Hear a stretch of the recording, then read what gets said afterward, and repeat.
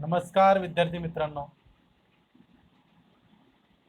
तुमचं माझ्या ह्या ई लर्निंग टीचिंगमध्ये सर्व माझ्या लाडक्या विद्यार्थ्यांचं खूप खूप स्वागत आहे.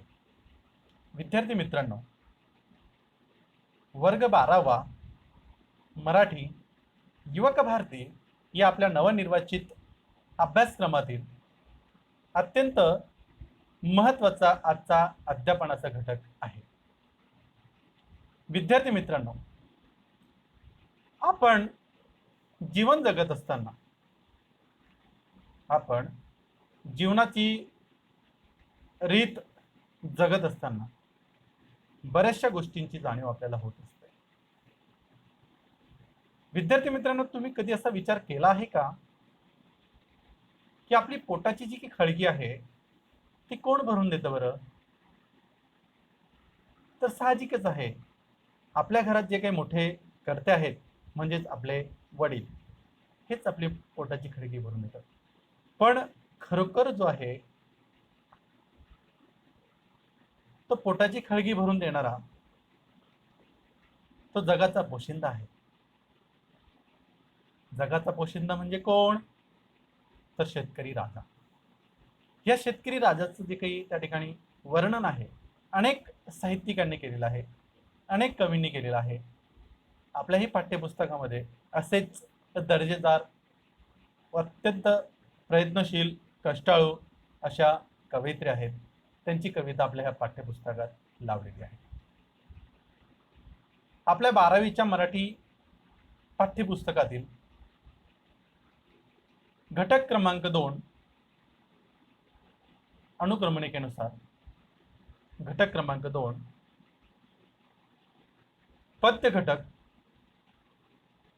घटकाचं नाव आहे ओळखा पाहू. त्या घटकाचं नाव घेण्या अगोदर मला एक कविता आणि एक गाणं आठवत आहे. सुंदर गाणं आहे, मला ते खूप आवडतं. म्हणजे माझ्या मनाला, हृदयाला, माझ्या काळजाला ते स्पर्श करून जाणार आहे. हे तुम्हाला आम्हाला सर्वांनाच आवडत असेल, तुम्ही ते ऐकलंही असेल. विद्यार्थी मित्रांनो, फक्त दोनच त्या ठिकाणी शब्द मी या ठिकाणी बोलणार आहे. तर चला मग गाऊया आपण ते 2 उभ्या. काळ्या मातीत मातीत तिफण चालते, तिफण चालते, तिफण चालते, वीज तुई नाचते, ढग ढोल वाजवितो, ढग ढोल वाजवितो, ढग ढोल वाजवितो. विद्यार्थी मित्रांनो, हे झालं माझं गाणं. हे विठ्ठल वाघ यांचं सुंदर गाणं आहे आणि त्या गाण्याचे बोलही असेच आहे. मला खूप आवडतं हे गाणं, खूप. कधीही कुठल्याही वेळेस जर मला त्या ठिकाणी गाणं ऐकायचं किंवा गाणं ऐकावंसं वाटत असेल तर मी हे गाणं निश्चित ऐकतो. किंवा मग दुसरं अजून बरीचशी गाणी आहेत, पण त्यातलं विशेषतः हे गाणं खूप आवडतं. त्याच्याच आधारावर आजची जी काही घटक आहे आपला अध्यापनासाठी निवडलेला, त्या घटकाचंही त्या ठिकाणी बोल, चाल, लय त्याच चालीवर आधारित आहे. विद्यार्थी मित्रांनो, तुमच्या असं लक्षात येईल की आपण जीवन जगत असताना बऱ्याचशा गोष्टींचे त्या ठिकाणी जुळवाजुळव करत असतो. तसा शेतकरी राजा आहे, जगाचा पोशिंदा आहे. जगाला अन्नधान्य पुरवणारा हा शेतकरी राजा कायमस्वरूपी दुःखीच असतो. दुःख किती आलेत तरी रात्रंदिवस कष्ट तो करत असतो. ऊन असू द्या, पाऊस असू द्या, रात्र असू द्या, वारं असू द्या, पण कधीही त्या तिघांनाही त्यांच्याशी लढत लढत झुंज देत देत तो सर्व शेतातील पीक असं बहरदार डौलदार त्या ठिकाणी पिकवत असतो. विद्यार्थी मित्रांनो, अत्यंत महत्त्वाचा मुद्दा असा आहे की आपल्या ह्या शेतकरी राजाचं वर्णन अनेक साहित्यिकांनी, अनेक कवींनी केलेलं आहे. पण आपल्या पाठ्यपुस्तकातील जी की कविता आहे ती अत्यंत वेगळ्या स्वरूपाची आहे, दर्जेदार आहे आणि वेगळा पण आणून देणारी आहे. आजच्या पिढीला त्याचं त्या ठिकाणी मार्गदर्शन होणं अत्यंत गरजेचं आहे. शेतामध्ये पीक कसं पिकतं, शेतातील पिकाचं त्या ठिकाणी ते कसं दिवसेंदिवस वाढत जातं, हे दिसा मासा होय वाढ आला पिकाले बहार, हे बहिणाबाई चौधरी जे आहेत त्यांच्या कवितेचं थोडक्यात मला इथं या ठिकाणी आठवण झालेली आहे. गेल्या वर्षाच्या सिलेबसमध्ये ही कविता होती. देव अजब गारोडी, देव अजब गारोडी. विद्यार्थी मित्रांनो, आजचा जो काही अध्यापनासाठी निवडलेला घटक आहे तो म्हणजे आपल्या पाठ्यपुस्तकातील दुसऱ्या क्रमांकाची जी काही कविता आहे त्या कवितेचं त्या ठिकाणी शीर्षक आहे रोज मातीत. रोज मातीत ह्या शीर्षकाचा थोडक्यात अर्थ असा आहे की रोज राबणाऱ्या, कष्ट करणाऱ्या, त्या मातीत संसार थाटणाऱ्या त्या शेतकरी राजाचं आणि शेतकरी राजाला मदत करणारी त्याची पत्नी, सहचारिणी, शेतकरी राजाची ती कष्टाळू पत्नी, अर्धांगिणी, तिचं वर्णन ह्या कवितेत आलेलं आहे. म्हणजेच कष्टकरी महिला, कष्टकरी शेतकरी महिला यांचं वर्णन या कवितेमध्ये आले. विद्यार्थी मित्रांनो, तत्पूर्वी कवितेचा त्या ठिकाणी भावार्थ समजून घेण्याच्या अगोदर आपण आपल्या ही जी काही कविता आहे या कवितेचे कवयित्री जे आहेत त्यांची ओळख आपण करून घेऊयात. त्यांचा परिचय मी अल्पशा या ठिकाणी तुम्हाला देणार आहे. रोज मातीत, सिजरकर म्हणते माती ह्या काव्यसंग्रहातून घेतलेली ही कविता आहे. त्यानंतर या कवितेचे कवयित्री जे आहेत कल्पना दुधाळ आहेत. त्यांचं नाव कल्पना दुधाळ असं आहे. कवींचा परिचय जो आहे, आता तुमच्या समोर जे काही त्या ठिकाणी कविता संग्रह उघडलेला आहे, धग असतेच आसपास, म्हणजे थोडक्यात हे जे काही दोन काव्यसंग्रह आहेत, सिजरकर म्हणते माती, धग असतेस आसपास, हे दोन कविता संग्रह त्यांचे प्रसिद्ध आहेत. कल्पना दुधाळ यांचा अल्पसा परिचय मी या ठिकाणी करून देतो. विद्यार्थी मित्रांनो, आपण जर विचार केला, कल्पना दुधाळ यांचा जन्म आपल्या ह्या महत्वाच्या आधुनिक काळातच त्या ठिकाणी, कल्पना दुधाळ यांचा जन्म 1978 साली झाला. कष्टकरी शेतकरी कुटुंबातच त्यांचा जन्म झाला. कल्पना दुधाळ ह्या आजच्या आधुनिक काळातील अत्यंत उत्कृष्ट आणि दर्जेदार वेगळेपण आणणाऱ्या अशा कवयित्री आहेत. त्यांच्या लेखनामध्ये, काव्य लेखनामध्ये अशा पद्धतीची लेखणी त्यांनी लिहिली आहे, तर त्या लेखणीमध्ये त्यांचं दर्जेदारपणा दिसून येतो. तर विद्यार्थी मित्रांनो, आजच्या ह्या लेखन काळामध्ये म्हणजेच आपल्याला जर त्या ठिकाणी विचार करायचा असेल तर त्यांचं वाचनाची, लेखनाची आवड ही लहानपणापासूनच होती. त्यांचा जन्म शेतकरी कुटुंबातच झाला. बालपण शेतातच गेले. कष्ट करता करता शेतातील चित्र निहाळत गेले, स्वतः कष्ट करत गेले. विवाह झाला, तोही शेतकरी कुटुंबातच. त्यामुळे कल्पना दुधाळ त्यांचं मातीशी एक नातं जोडलं गेलं, एक अनामिक नातं असं त्यांचं त्या ठिकाणी जोडलं गेलं.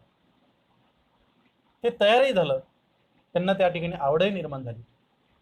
त्यामुळे मातीशी एक अनामिक नातं तयार होऊन घर आणि शेती यातील कष्टप्रद अनुभवातून त्यांची कविता श्रीवेदना प्रकट करत असते. तशी प्रतिमा आणि प्रतीके त्यांनी त्यांच्या आपल्या काव्यलेखनामध्ये स्पष्ट करून दिलेले आहेत. विद्यार्थी मित्रांनो, अत्यंत दर्जेदारशील असं त्यांचं त्या ठिकाणी काव्य आहे.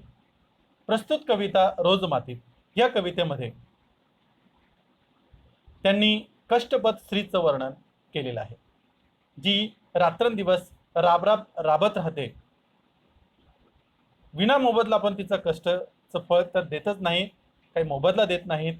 ते बिचारीला त्या ठिकाणी चटके सहन करावे लागतात, दुःखाचे चटके, उन्हाचे चटके, कधी कधी संकटाचे चटके तिला सहन करावे लागतात. विद्यार्थी मित्रांनो, सोलापूर जिल्ह्यातील माढव तालुक्यातील टेंभुर्णे हे कवयित्रीचे मूळ गाव आहे. कल्पना दुधाळ ह्या सोलापूर जिल्ह्यातील माढा तालुक्यातील टेंभुर्णी हे कवयित्रीचं गाव आहे. शेतातच घर असल्यामुळे गावात शाळेसाठी जाणं येणं असायचं. 10वीला टेंभुर्णीच्या शाळेतून त्या पहिल्या आल्या. त्यामुळे घरच्यांनी पुढचं शिक्षण घेऊ दिलं. 12वीतही उत्तम गुण मिळाले हे पाहून चुलत्यांनी पुण्यातल्या SNDT महाविद्यालयात त्यांच्या शिक्षणाची सोय केली. पण पदवी परीक्षेच्या आधीच त्या विवाह संपन्न झाल्या. पण पदवी परीक्षा दिली त्यात वरिष्ठ श्रेणीत त्या उत्तीर्ण झाल्या. कवितेसोबत मैत्री होताना स्वतः विषयीचे आत्मभान जागृत होत गेलं. गेल्या 10 वर्षात त्यांनी 2 कविता संग्रह प्रकाशित केले. लेखनाची वाचनाची आवड त्यांना उपजतच होती लहानपणापासूनच. त्यांनी पदवी परीक्षेतही उत्तीर्ण झालेत. लहानपणापासून हुशार होत्या, कुशाग्र बुद्धिमत्तेच्या होत्या आणि गेल्या 10 वर्षात त्यांनी अत्यंत उत्कृष्ट असे काव्यसंग्रह त्या ठिकाणी प्रकाशित केलेले आहेत. एक आहे सिजरकर म्हणते माती आणि दुसरा आहे धग असतेस आसपास. असे हे जे कवयित्री आहेत कल्पना दुधाळ यांनी हे 2 पुस्तकं म्हणजे काव्यसंग्रह त्यांनी प्रकाशित केलेले आहेत.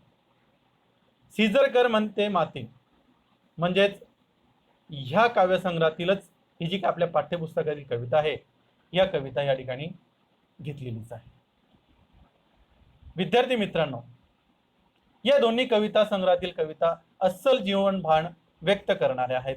त्यांच्या कवितात भोवतालची माणसं, निसर्ग, गुरढोरं, पशुपक्षी, शेतीभाती, आजूबाजूचं वातावरण या सर्व घटकांना सामावून घेणारी आहे.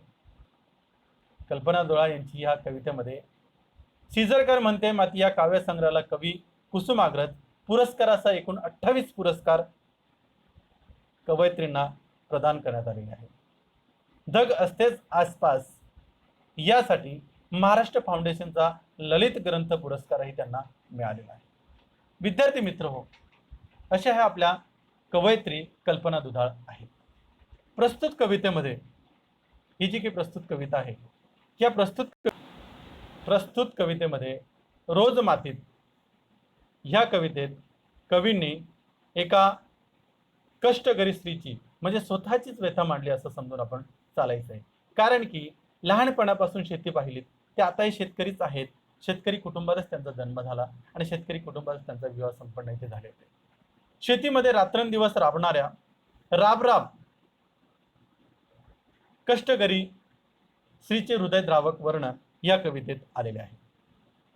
कांद्याची लावणी असू द्या, ऊसाची लावणी असू द्या, फुलांची तोडणी असू द्या, निंदणी असू द्या, खुरपणी असू द्या, कापणी असू द्या, जोडणी असू द्या, कोणतंही काम असू द्या विद्यार्थी मित्र, शेतकरी महिला जेव्हा मातीत अहोरात्र राबते, बिना मोबदला कष्ट करते, खूप खूप राबते आणि जेव्हा तिचं शेत हिरवगार होतं त्या हिरवगार शेतीला ज्यावेळेस भरभरून डौलदार असं पीक उत्पादन त्या शेतात भरभरून येतं त्यावेळेस तिचा जो आनंद आहे तो गगनात मावेन असा होतो.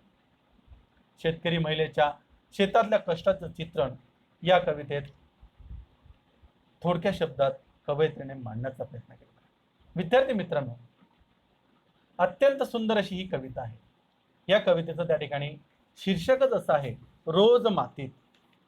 म्हणजे राबणाऱ्या माझा संसार जो आहे तो मातीतच गेलेला आहे आणि मातीतच त्या ठिकाणी मी काम करते आहे.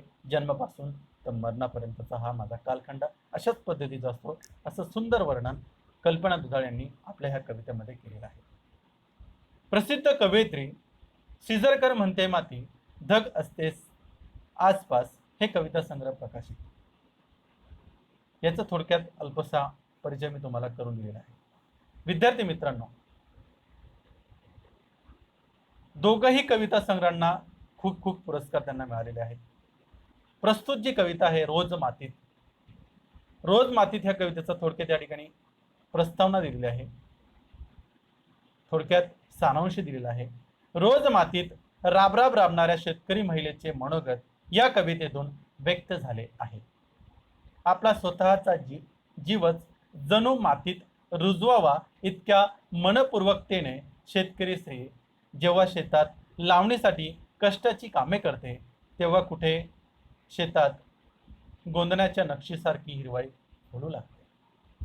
आपल्या ओढगस्त संसाराला आधार लावण्यासाठी उन्हातानाची पर्वा न करता शेतकरी महिला कांद्यांच्या लावणीसारखी वा ऊसाच्या लागवडीसारखी अत्यंत कष्टाची कामे करत राहतात. हिरवीगार दिसणारी शेती काही उगाच पिकत नाही, तर जेव्हा शेतकरी स्त्री रोज श्रम करून मरून सर्वस्व अर्पण करते तेव्हा कुठे शेतात हिरवेगार पीक डोलू लागते. साध्या सरळ शब्दातील ही गेय कविता आहे. ओळी ओळीतून पुढे जाताना अंतस्थ वेदनेमुळे काळजाला अधिकाधिक कशी भिडत जाते ते अनुभवूया. तर विद्यार्थी मित्रांनो, हा झाला तुमचा अल्पसा परिचय कल्पना दुधाळ यांचा. स्वतः शेतकरी आहेत, शेतकरी कुटुंबात त्याचा जन्म झालेला आहे आणि शेतकरी म्हणून ते त्या ठिकाणी पुढे आलेले आहेत. शेतात जी की राब राबणारी महिला आहे, तिचं कष्टपद, तिचं जीवन, तिचं दुःख, ती रात्रंदिवस कष्ट करणारी महिला, तिचं हृदय द्रावक, मनाला छेदून जाणारं, काळजाला भिडणारं असं काव्य त्यांनी ह्या ठिकाणी लिहिलेलं आहे. त्या काव्याचं नाव आहे रोज माते. तर विद्यार्थी मित्रांनो, हा जो या कवितेचा थोडक्यात कवींचा अल्पसा परिचय होता, हा झाला पहिला भाग. पुढच्या भागाला आपण कवितेचं त्या ठिकाणी गायन करून घेणार आहोत. पुढच्या भागाला भेटूयात. तत्पूर्वी धन्यवाद. पुढचा भाग लगेच मी त्या ठिकाणी तुमच्यापुढे सादर करणार आहे. धन्यवाद.